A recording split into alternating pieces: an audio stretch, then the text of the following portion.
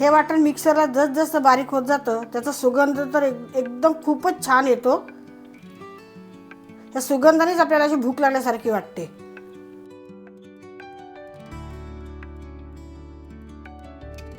एकदम बारीक अशी पेस्ट करून घ्यायची।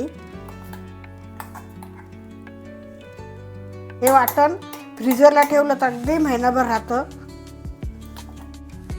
आज आपण असे एक वाटण करणार आहोत की अगदी महिनाभर आरामात टिकेल आणि सकाळच्या घाई गडबडीत हे वाटण वापरून झटपट स्वयंपाकही तयार होईल। मग हे वाटण रस्सा भाजी, उसळ, अगदी मिसळ तसे एकाच वाटणात बरेच प्रकार बनवू शकता, जसे की व्हेज, नॉन व्हेज। मग चला पाहूया वाटणाची रेसिपी। नमस्कार मंडळी, मी रश्मी किचन मध्ये तुमचं खूप खूप स्वागत आहे। आता पाहूया साहित्य। एक कांदे घेतलेले आहेत, ते 5 अगदी छोटे आहेत। एक वाटी खोबरं, एक थोडंसं असं ओलं खोबरं घेतलेलं आहे। 1 इंच आलं, 10 रुपयाचं जे पॅकेट मिळतं गरम मसाल्याचं, ते गरम मसाल्याचं, हिरव्या मिरच्या, कोथिंबीर, हे जायफळ आणि 2 हिरव्या वेलची। तर आपण आता खोबरं कट करून घेऊया। तुम्ही किसलं तरी चालेल, पण मी असे छोटे छोटे तुकडे करून घेणार आहे।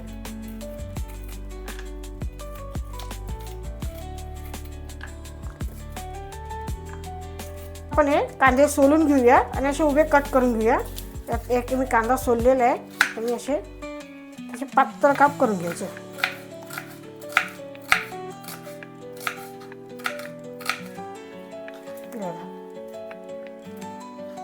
असे बाकीचे कांदे मी आता कापून घेते। आपण वाटण भाजायला सुरुवात करणार आहोत, तर हे थोडं एक अर्धा पळी मी तेल घेतलेलं आहे। तेल गरम झालं, आता आपण याचा मसाला घेतला होता अख्खा, तो सर्व असा टाकून घेते।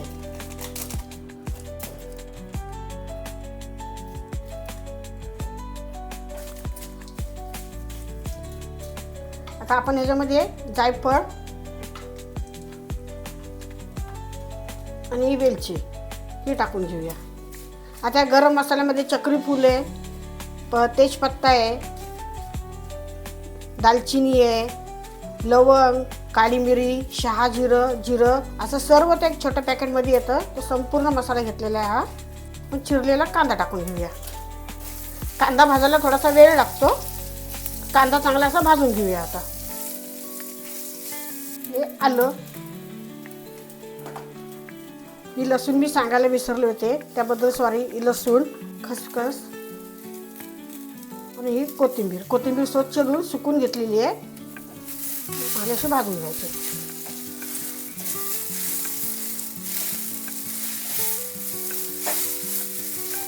आपला कांदा आता थोडासा असा भाजत आलेला आहे आणि त्याच्यानंतर ह्याच्यामध्ये एक खोबरं टाकलेलं आहे मी। हे ओलं खोबरं आहे थोडंसं आणि सुकं खोबरं।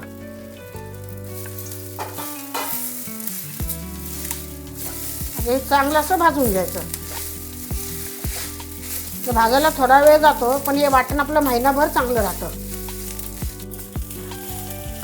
हे कांदा खोबरं चांगलं आता भाजून झालेलं आहे। आपण थोडी आता हळद टाकून घेऊया।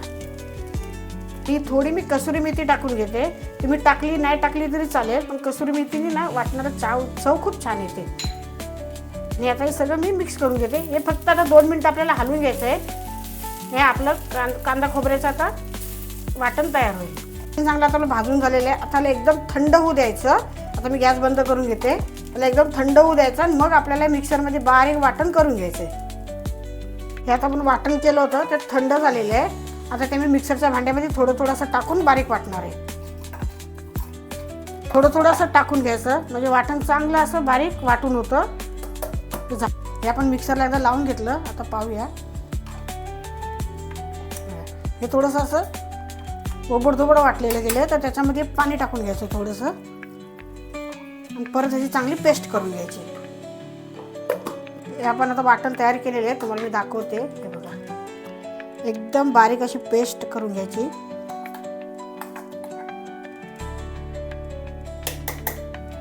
हे वाटण फ्रीजरला ठेवलं तर अगदी महिनाभर राहतं। हे वाटण काही मी डब्यात काढून घेते। बाउलमध्ये किंवा एखाद्या स्टीलच्या डब्यामध्ये भरून जर तुम्ही फ्रीजरला ठेवलं तर अगदी महिनाभर चांगलं राहतं आणि आपल्याला जसं लागेल तसं वापरून आपण वेगवेगळ्या प्रकारच्या भाज्या बनवू शकता. तर ही साधी सोपी वाटणाची रेसिपी तुम्हाला कशी वाटली ते मला कमेंटमध्ये सांगा. तुमचा अनुभव माझ्याबरोबर शेअर करा.